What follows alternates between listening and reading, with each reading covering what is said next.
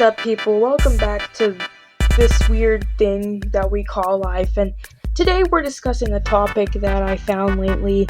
I'm kind of late to it, but it's about the whole entire 2024 Met Gala thing with Stray Kids and the little journalists being racist to them.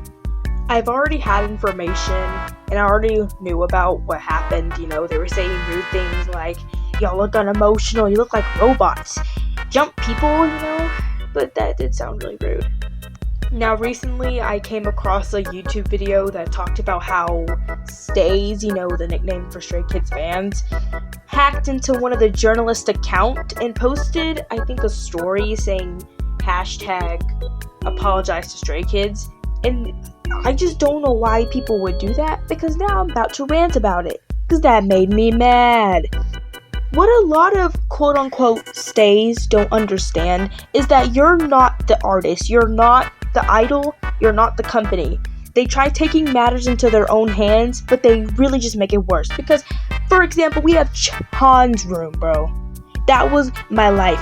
I was only able to make it to 2 live streams because every time he live streamed, it was 12 a.m. for me.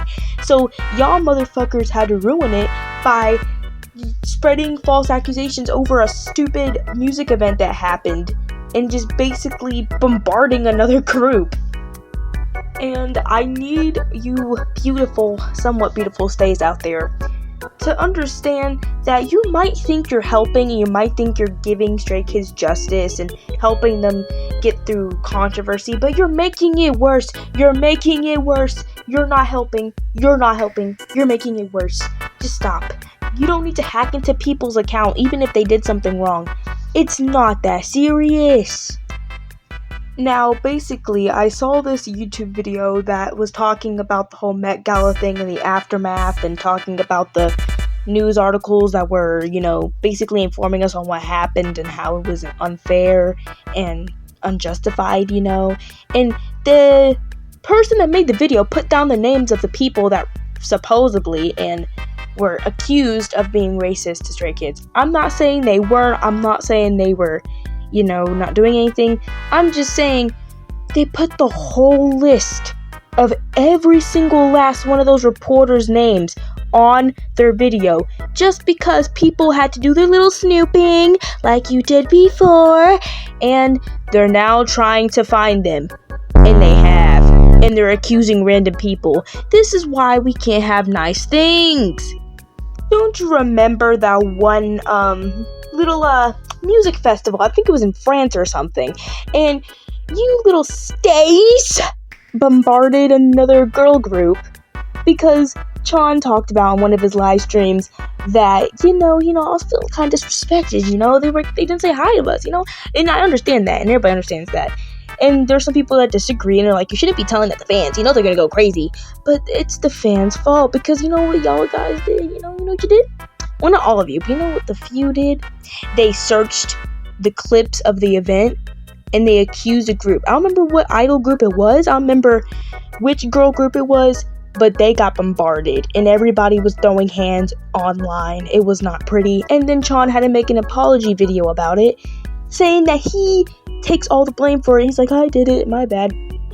That made me so mad when I read that, because he didn't do nothing. He barely gave out any information, and you stays had to go search. And of course, you ruined a good thing. Good job. Now, don't get me wrong, I'm a stay too, I love Stray Kids. I've loved Stray Kids for years now. But you just can't get to that level of obsession to the point where you're acting like their parent and you're searching every single social media platform to figure out who made their little baby boy cry, because they didn't really seem to care. And it's not only happened with Chan, it's happened with pretty much all the other members. They've always gotten to controversy because they said one thing, and then they're like, you made my Pookie Bear mad, time to find you. And then what happened? Either A, they made an apology, B, whole freaking Twitter wars started, or C, they got something taken away from them and taken away from us. Trick question, all of that happened. And guys, we're not SS Sniper Wolf, guys. We don't dox people. We don't find where they live. We're not supposed to hack into their accounts. Because for one, That's illegal in most countries. For 2, that's morally wrong. For 3, learn how to forget. They're not your friends.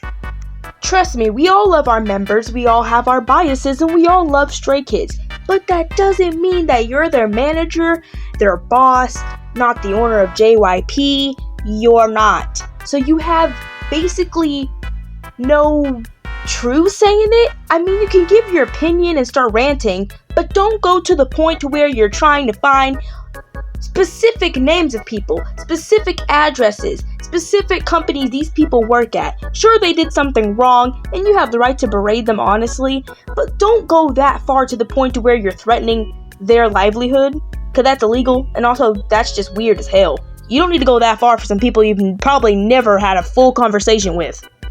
And I know in this day and age, we all love being severely delulu and we want to pretend we have our best love interest right next to us, in our bed, snuggling us, and that they trust us with all their heart.